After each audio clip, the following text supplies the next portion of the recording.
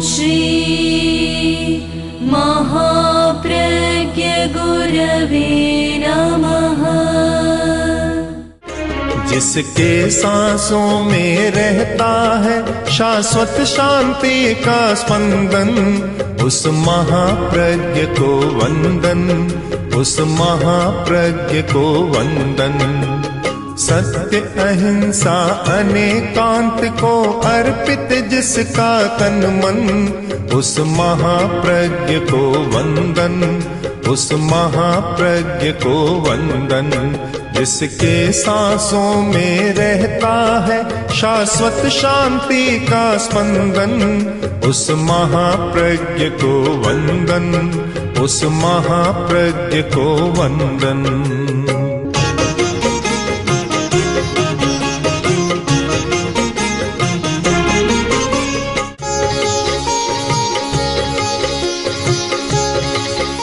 वह आदमी भाग्यशाली होता है जो सुख की नींद सोता है। सोना लोग मानते अच्छा नहीं है, पर सोना बहुत अच्छा है। नींद न आए तो आदमी पागल बन जाता है। नींद तो बहुत जरूरी है। सुख की नींद तो बहुत जरूरी है।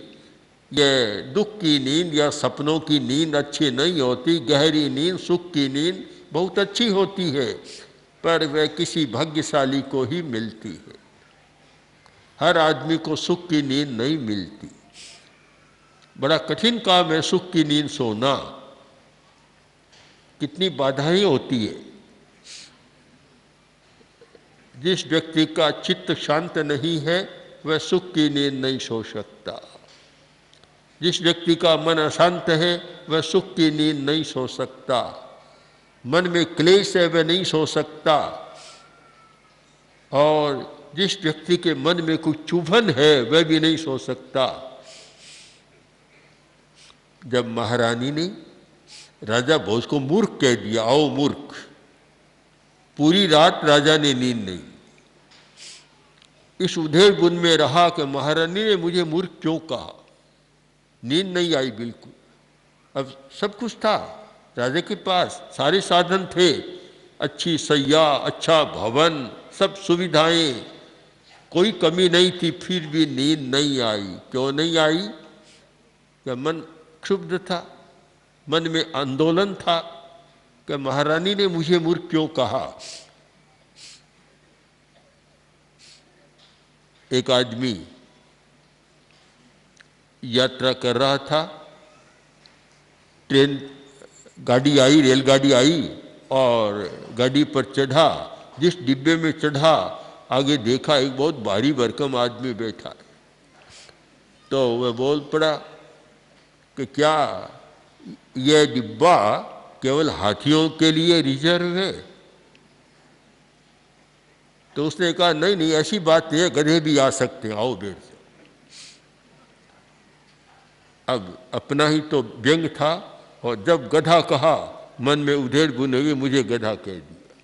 अब इस बात को लेकर और बड़ा अशांत हो गया कि मुझे गधा कह दिया, गधा बना दिया सबके सामने। अकेले में बनाए तो भी बात है, सबके सामने गधा बना दिया। एक मानसिक उद्वेलन पैदा हो गया। सास ने बहू को डांट दिया, बहू रूठ गई और न रोटी खाई और न नींद ली। सारी रात ऐसे ही बीती। अच्छा भवन था, धन था, सब कुछ था, पर नींद नहीं आई। सुख की नींद एक बड़ा प्रश्न है कि सुख की नींद, अगर आज सुख की नींद होती तो बड़ी बड़ी कंपनियां निकम्मी बन जाती। अरबों खरबों रुपये की नींद की गोलियां चल रही है। क्यों चल रही है? कि सुख की नींद प्राप्त नहीं है, सुख की नींद नहीं आती। आदमी दुखी मन से सोता है तो नींद भी डरती है, नींद भी हर जगह नहीं जाती। नींद भी अच्छा देखती है कि सुख से है तो नींद चली जाती है, पास में आ जाती है। और जब देखती है कि अच्छा नहीं है तो नींद भी वहाँ से विदाई ले लेती है, कहीं चली जाती है। सुख की नींद बड़ा महत्वपूर्ण प्रश्न है, हमारे स्वास्थ्य से जुड़ा हुआ है। जो अच्छी नींद लेता है स्वास्थ्य अच्छा रहता है, मस्तिष्क अच्छा रहता है। सबसे बड़ी बात, उसका दिमाग बहुत अच्छा रहता है। और जो नींद नहीं ले पाता उसका दिमाग भी अच्छा नहीं रहता। आवश्यक है युक्त स्वप्नावबोध से, यानी स्वप्न और जागरण, नींद और जागरण दोनों उचित हो तो स्वास्थ्य अच्छा रहता है। योगो भवति दुःखहा, योग दुख को मिटाने वाला होता है। जो गीता का ये एक सुंदर वाक्य है कि योग दुख को मिटाने वाला होता है। पर कौन सा योग कि जिसमें युक्त स्वप्नावबोध है, जागना और सोना दोनों योग युक्त है, उचित है, तब अच्छा होता है। तो नींद न आए बड़ी समस्या है। और सुख की नींद यानी शांति के साथ नींद आई। एक बार का प्रसंग है कि भगवान बुद्ध किसी उद्यान में थे। वहाँ राजकुमार आए, देखा, देख कर एकदम सन्न रह गए। बोले, बनते ये क्या, शरद ऋतु है, ठंडी तूफानी हवाएं चल रही है, शीतलहर, और ये सैया आपकी पत्तों की सैया, घास फूस की सैया कितनी गर्मी देती है, नीचे से ठंड, ऊपर से भी कपड़े कम है, आपको नींद आई क्या, कैसे नींद आई आपको? बुद्ध ने उत्तर दिया, मुझे बहुत अच्छी नींद आई, सुख की नींद आई। तो ये कैसे, हम मानने में कठिनाई होती है कि आपको नींद आई कैसे? प्रश्न तो है ही, प्रश्न होता है कि नींद कैसे आती है, इतनी सर्दी में नींद कैसे? हमारे सामने भी एक बार प्रश्न आया कि हम सो रहे थे, रात का समय था, और वहाँ बाहर में बहुत धूम धड़ाका, गाना बजाना, ढोल नगाड़े बज रहे थे। तो कोई कार्यक्रम था।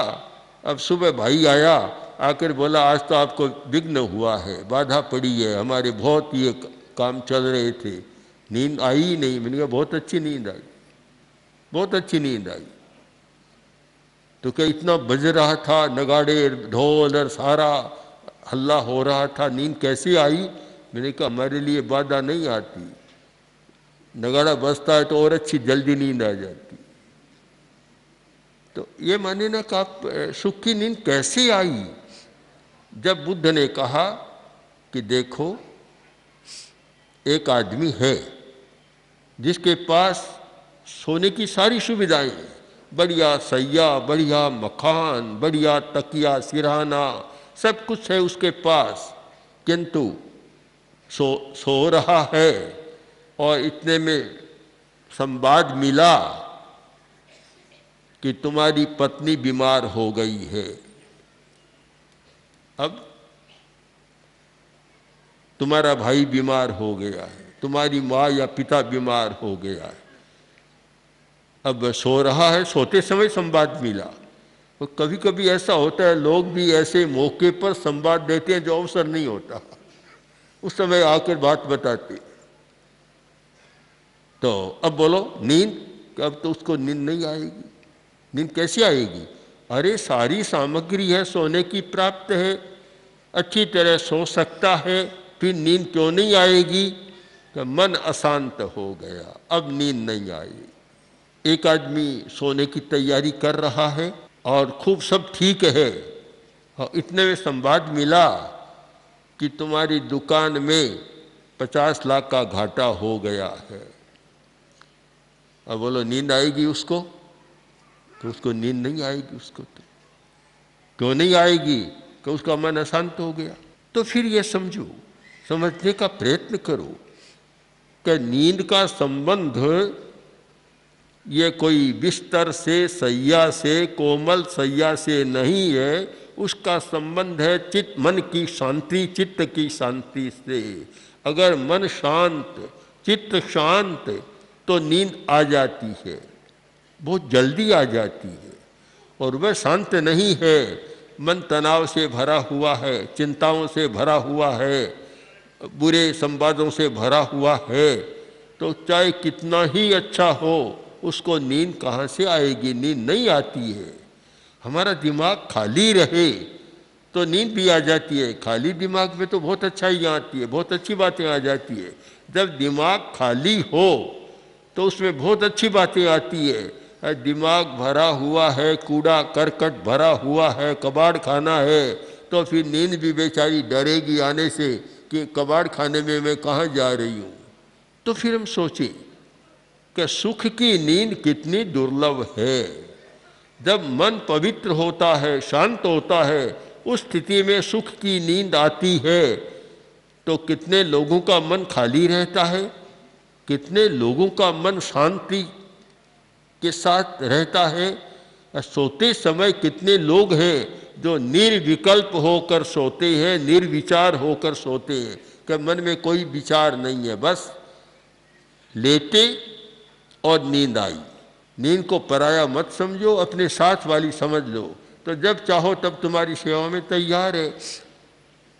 इसका अर्थ यह है कि मन पवित्र है, खाली है, कोई विचार नहीं है, तो नींद कभी आपको धोखा नहीं देगी। भगवान महावीर ने जो 4 सुख सैया के हेतु बतलाई, 4 प्रकार की सुख सैया। अब इसका अर्थ करते हैं कि सोने की सेज, वह नहीं, ये अच्छा अर्थ है कि सुख की नींद 4 प्रकार की होती है। 4 प्रकार से सुख की नींद है। आप आनंद से सो सकते हैं। सुख की नींद,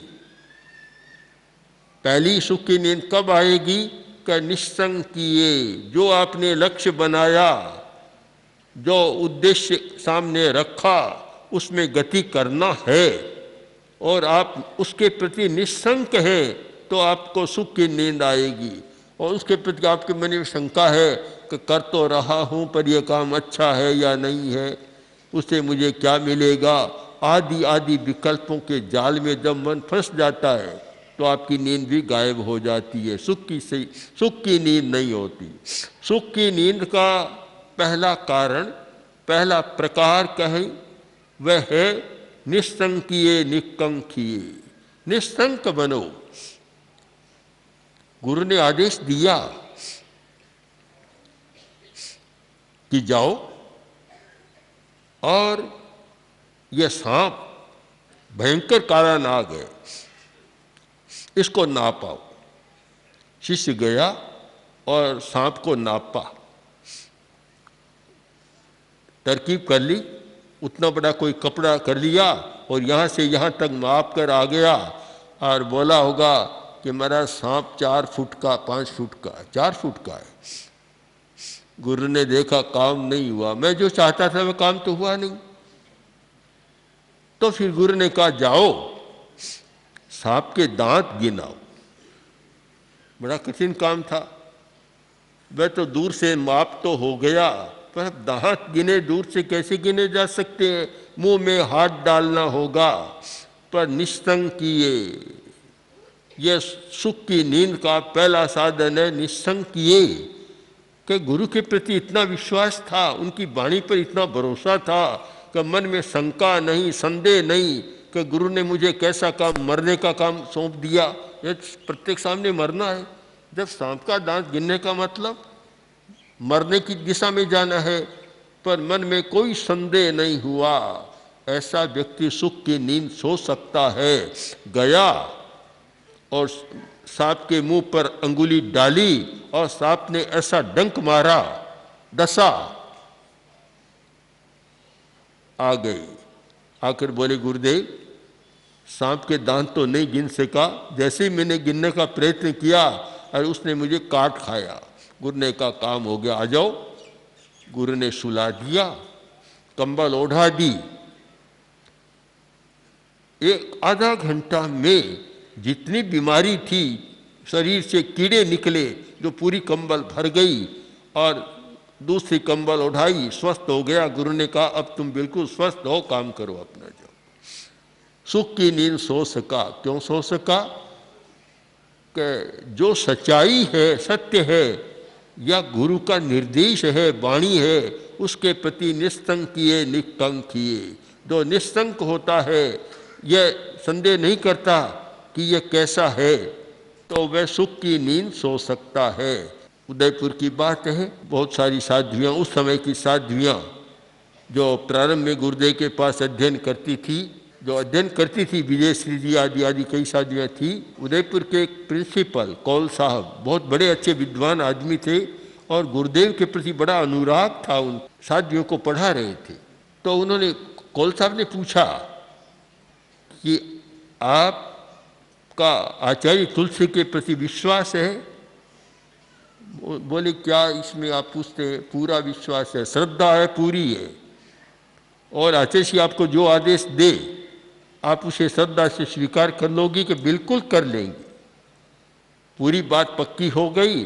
तब कौल साहब ने कहा आचार्य तुलसी आपको आदेश दे कि कुएं में उतर जाओ, तो बोली ऐसा आदेश देंगे नहीं। कौल साहब ने कहा फेल हो गई। देंगे नहीं देंगे ये आपका विषय नहीं है, ये तो गुरु का विषय है कि दूं या नहीं दूं। अमुक विषय का आदेश दो, देना न देना ये तो गुरु का काम है। आपका उत्तर तो ये होना चाहिए था कि अगर आदेश देंगे कुएं में उतर जाओ तो हम उतर जाएंगी। अब फेल हो गई। विश्वास होना बड़ा कठिन है, बहुत मुश्किल है। शब्दों से भले ही ऐसे बता दे, पर वास्तव में विश्वास बहुत कठिन बात है। जो निस्संक होता है गुरु की वाणी के प्रति, सत्य के प्रति, जिसका समर्पण होता है, वह सुख की नींद सोता है, उसे कोई चिंता नहीं होती।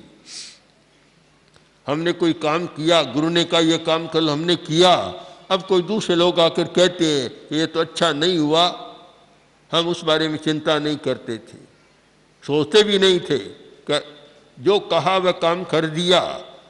अब अच्छा है या नहीं उसकी चिंता गुरु करे, मैं क्यों करूं इसकी चिंता? निर्देश किसने दिया था? मैंने दिया या गुरु ने दिया? किसने दिया?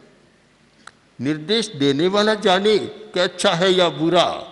हमारा काम था, कर दिया हमने, तो सुख की नींद। और यह मन में विकल्प हो जाए कि यह काम मैंने कर तो दिया, कैसे होगा, अच्छा हुआ या नहीं हुआ, यह हुआ वह हुआ, तो फिर सुख की नींद गायब, फिर तो दुख की नींद आएगी। पहली बात सुख सैया, पहली सुख सैया कि निस्तंकिये निकंकिये। दूसरी सुख सैया, कोई व्यक्ति या कोई मुनि, कोई भी पदार्थ के प्रति सतृष्ण नहीं होता, सतृष्ण नहीं है, आकांक्षा नहीं रहती, यानी संतोष की कमी है, संतुष्ट नहीं होता, तो हमेशा वह अच्छा है, उसकी चीज़ अच्छी है, मुझे वह मिल जाए, वह मिल जाए, वह भोजन मिल जाए, वह कमरा मिल जाए, वह मकान मिल जाए, वह कपड़ा मिल जाए, वह वस्तु मिल जाए, आदि आदि, वह ऐसा चश्मा मिल जाए। संतुष्ट नहीं होता, वह दुख की नींद सोता है। जो संतुष्ट होता है और जिसने आकांक्षा पर अपना नियंत्रण कर लिया, प्यास नहीं है कि यह मिले, जो भी मिला उससे संतुष्ट है, वह आकांक्षा नहीं रहती मुझे ये मिलना चाहिए, वह व्यक्ति सुख की नींद सो सकता है। तृष्णा तो रहती है, हर व्यक्ति में एक लालसा होती है, और ये लालसा एक प्रकार से बचपन की बात है, बच्चे में तो होती है, पर बड़ा होने के बाद तो उस पर एक नियंत्रण होने की बात होनी चाहिए, एक समझ आनी चाहिए।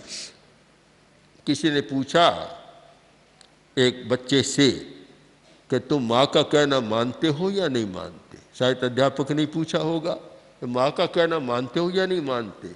वह बोला मास्टर साहब माँ का कहना में तो 16 आना नहीं, 16.25 आना या 100 आना मानता हूँ, पूरी बात मानता हूँ, आधी बात नहीं मानता।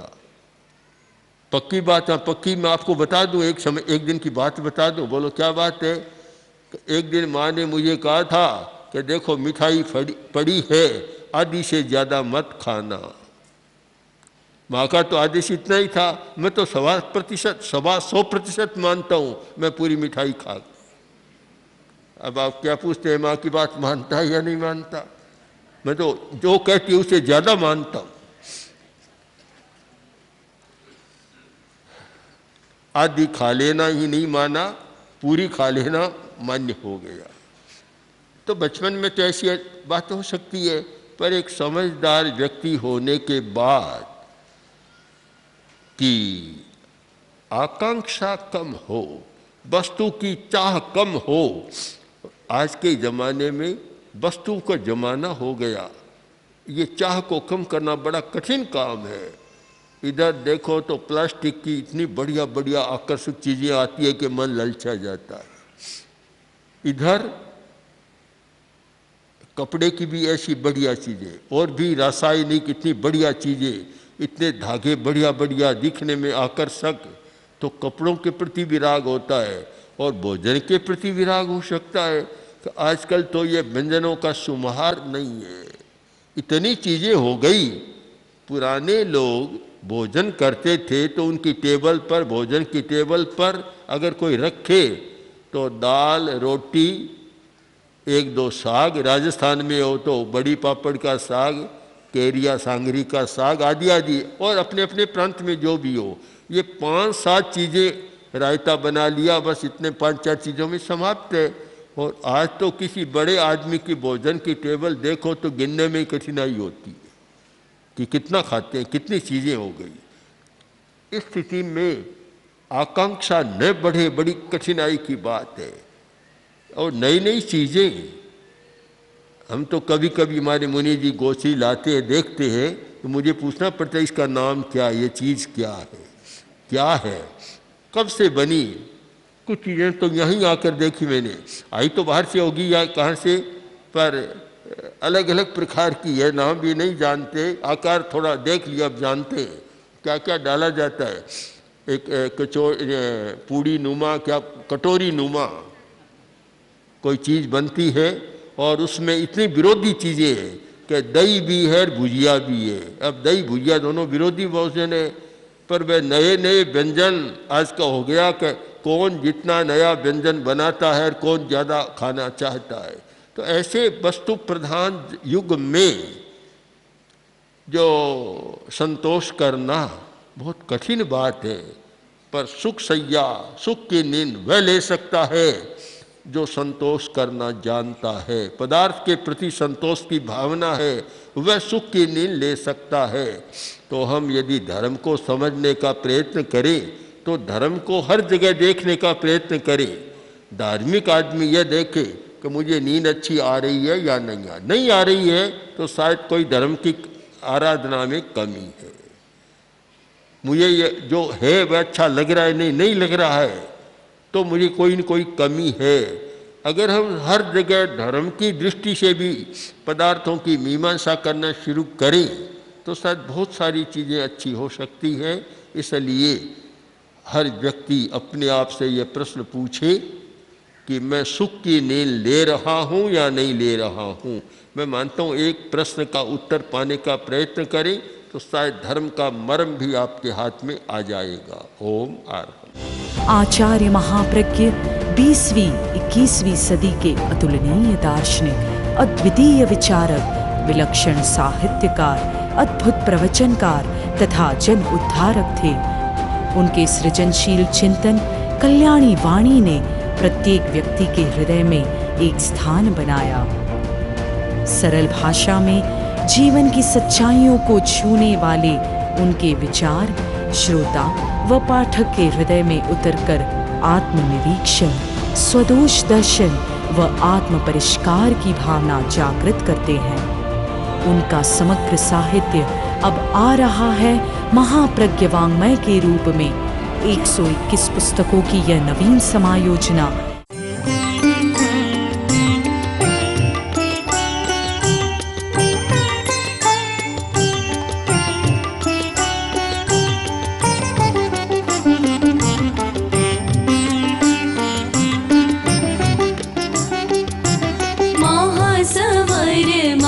प्रज्ञ गुरुवै अर्घ्य आस्था काय चढ़ा